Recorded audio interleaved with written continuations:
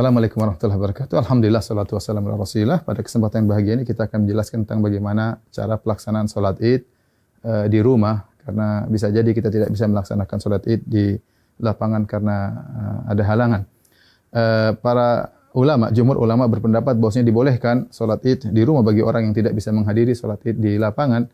Sebagaimana diriwayatkan Imam Al-Bukhari rahimahullahu taala bahwasanya Anas bin Malik radhiyallahu taala anhu pernah sholat di rumahnya, fajama'a ahlahu wa banihi, maka dia kumpulkan istrinya dan anak-anaknya, kemudian dia menyuruh budaknya untuk menjadi imam. Ini dalil yang dijadikan dalil oleh para ulama bahwasanya boleh sholat id di rumah. Adapun bagaimana cara pelaksanaannya, secara umum pelaksanaannya sama saja. Tidak ada bedanya kita sholat id di rumah dengan sholat id di lapangan. Bedanya kalau di rumah kita tidak melaksanakan khutbah, itu saja. Baik, saya ingatkan kembali bagaimana cara pelaksanaan sholat id. Sebelum sholat id kita disunahkan untuk mandi, ya. Yaitu mandi tersebut kita kerjakan setelah terbit fajar agar kita mandi di hari Id, ya.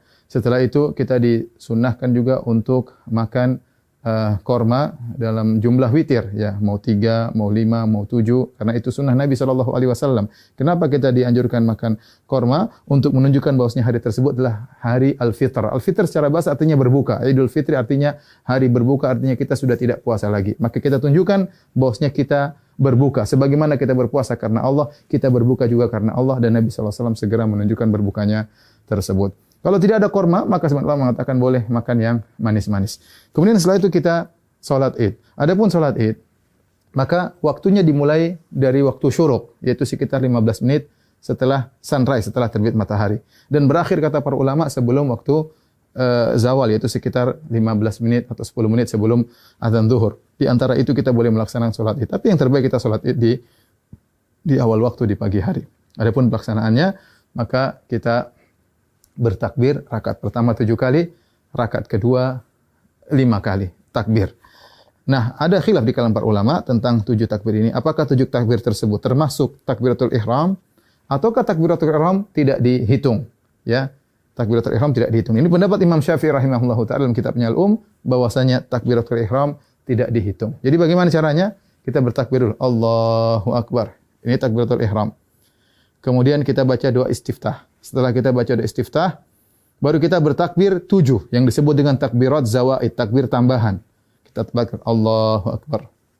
Allahu Akbar. Nah, apakah di antara takbir ini ada doa khusus? Tidak ada dalil ya, dari Nabi sallallahu alaihi wasallam. Nabi pernah disebutkan membaca sesuatu di antara takbir-takbir tersebut. Oleh karenanya, pendapat mazhab Maliki tidak ada bacaan. Namun sebagian ulama berpendapat boleh membaca sesuatu seperti mazhab Syafi'i. Kita boleh bertakbir, boleh bertahmid, boleh bertahlil di antara takbir-takbir tersebut. Kita ulangi, kita Allahu Akbar, takbiratul ihram, kemudian kita baca doa istiftah, kemudian kita takbir 7 kali. Allahu Akbar 1, Allahu Akbar 2, ya, Allahu Akbar 3. Antara takbir satu dengan yang lainnya kita ada jeda sedikit, apalagi kalau kita jadi imam, agar makmum di belakang bisa mengikuti kita. Kita lanjutkan Allahu Akbar 4, Allahu Akbar 5, Allahu Akbar 6, Allahu Akbar 7. Setelah itu kita ta'awudz, kemudian kita baca Al-Fatihah. Setelah baca Al-Fatihah, kemudian kita baca surat. Nah, surat ini kita bisa baca, disunahkan baca surat Sabbihisma Rabbikal A'la, atau kita baca surat Qaf, ya. Salah satunya sunnah, seandainya seorang baca surat yang lain juga tidak jadi masalah. Setelah kita selesai baca surat, maka kita ruku, Allahu Akbar, ya, seperti biasa. Kemudian kita sholat, sampai kemudian kita pada rakaat, mau naik ke rakaat kedua, tatkala kita sujud, ya, kita sujud, kemudian kita mau bangkit ke rakaat kedua, maka kita bertakbir. Allahu Akbar. Ya. Nah, takbir dari sujud menuju ke rakaat kedua namanya takbir al-intiqal. Yaitu takbir perpindahan dari satu rukun ke rukun berikutnya, dan itu tidak dihitung, tidak dihitung. Nah, rakaat kedua kita bertakbir 5 kali. Takbir tadi enggak dihitung, kemudian kita takbir lagi. Allahu Akbar. 1, Allahu Akbar. 2, Allahu Akbar. 3, Allahu Akbar. 4, Allahu Akbar. 5. Kemudian kita baca Al-Fatihah dengan jahar.